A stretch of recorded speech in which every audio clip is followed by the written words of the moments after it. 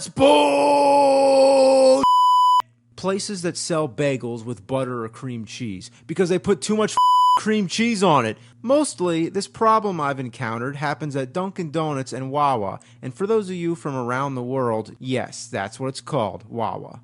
But is there any need to put this much cream cheese on a bagel? I have to get a plastic spoon or a napkin to wipe it off. You can't bite into it without getting it all over your face. Seriously, who wants all that? When the cream cheese fills the hole in the middle of the bagel, I think that's when you should realize it's too much. So are you going to eat the cheese in the middle of the hole? Or are you going to get a spoon and push it out like being squished out of a seagull's I mean, who's gonna eat that? You might as well just be eating a plain glob of cream cheese. Now, maybe that's what some people like. In fact, I wouldn't be surprised if somebody came in and complained that there wasn't enough cream cheese, so now they just cover the things.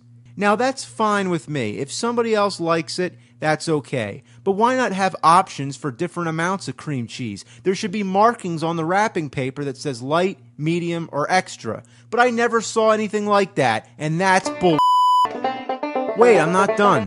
Let me take one moment to talk about something. Though you've never seen my face, you know me as the bull man. I speak from the heart and I tell you everything that's on my mind. But I'm tired of holding back my true identity.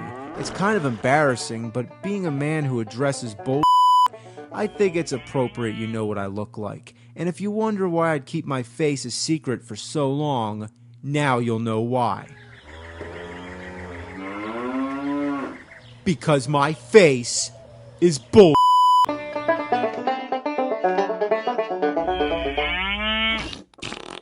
You know what's bull? The GPS in my car. But the thing is, I need it. I'm not good at navigating. Back in the day when you'd have to print out directions on the internet, it was a pain in the So then the GPS comes along and makes life easier. Well, almost. Sometimes it takes too long to get a signal. If the GPS doesn't know where I am, how the hell do I? Come on, are there space gremlins hanging on the satellites? So then I'm driving around and it sends me on the most back roads possible. How did I get here? I didn't set it to avoid major highways or anything. It'll take you through someone's driveway, wherever it takes to get from point A to point B. If you're on a bridge, it expects you to turn off a road that's underneath the bridge. Really? You want me to crash through the guardrail and kill myself?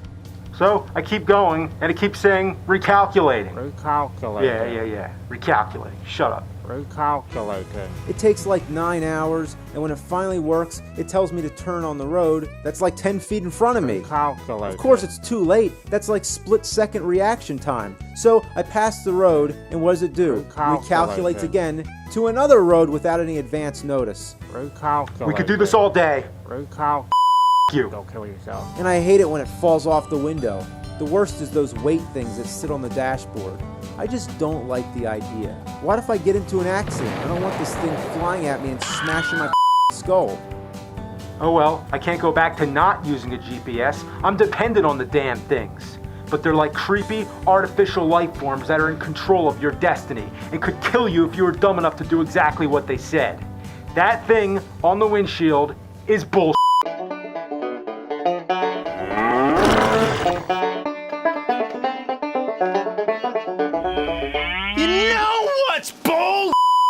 Those T-shaped things in clothing. I don't know if there's a name for them, and I don't give a but all I know is they suck. You know what I mean, right? They're basically plastic strings that run through the fabric to attach the price tag. So after you buy them, you have to take them off. Could they come up with a better solution? How about just a sticker or something that clips on? I hate removing these things. I avoid buying new clothes just so I don't have to deal with this. Once the tag is off, all hope is lost. I don't feel like having to find scissors every time I buy new clothes. I know there's probably an easier way to remove them, but why should we ever have to discuss how to remove tags from clothing? I don't care. It shouldn't even have to occupy the smallest portion of our brains. Removing them isn't even the part that's bull. The real bull is that you'll find these things laying all over the house. I don't understand why, because after I take them off, I throw them in the trash, but somehow they keep appearing everywhere. It's truly a phenomenon. If you have cats or infants, the stakes are raised because you don't want anybody swallowing them, so it becomes almost a matter of life or death to find these. They blend into the carpet. They turn invisible the moment you cut them off. When you use scissors, it makes two pieces, so you have to keep track of both of them. I always hold the end with the tag, but I don't have 3 hands, so the other end is going to fall somewhere. But I always find it and throw it in the trash immediately. Then how do they keep showing up? Where are they coming from? Are there little sneaky elves that come in and hide them around the house? It's a mystery, but the only thing that's perfectly clear is that they're bull. You know what's bull? Wobbly tables. You know what I mean. You're at a restaurant or wherever, you lean on the table and whoa, it jiggles. Try cutting some steak and everything trembles like there's a earthquake. Yeah, you sit across from somebody, you each place your elbows on the table, and it teeters back and forth like a seesaw. Is this supposed to be fun? Who likes this? I don't. I don't want to spill wine or coffee, stain my clothes, or burn myself. What causes this wobbly table phenomenon? Why is it so common? One example is the cross-shaped base. This is when the table is supported by only one leg but with 4 foot extensions. For some reason they aren't properly balanced or the floor is uneven or whatever, so one foot is always raised and the constant shifting of human weight causes the table to rock in 4 possible directions. It's similar to a D-pad on an NES controller, but this is no game. Maybe if you hooked it up to an NES you can have the Mario Table D-pad challenge. There you go. Use that idea for your retro restaurant. You're welcome. Tables with 4 legs have the same problem, again likely due to the uneven floor, but sometimes one leg is ever so slightly shorter or missing a small piece on the bottom. How does this happen? Are there a group of magic gnomes sneaking about with saws and chisels? Let's ruin everybody's tables, hee hee hee. The problem persists with almost every type of table I've seen. The cross-legged base, trestle base, pedestal base, tennis ball foot, claw foot, big bird foot, cat in the hat, bazooka, palm tree foot, you know. How hard is it to make a table that isn't defeated by the natural predicament of an uneven earth? It's not a new invention. Tables have been around for a long time. The ancient Chinese ones were awesome. I bet those didn't wobble. How about the ancient Egyptian ones? I mean, look at that. Okay, that doesn't look too stable. But it's old! We need to find a better solution for tables. Drive a metal stake through it. I don't care. Just get it to stop wobbling. I'm the bull man, and I missed you. But I wouldn't miss this bull.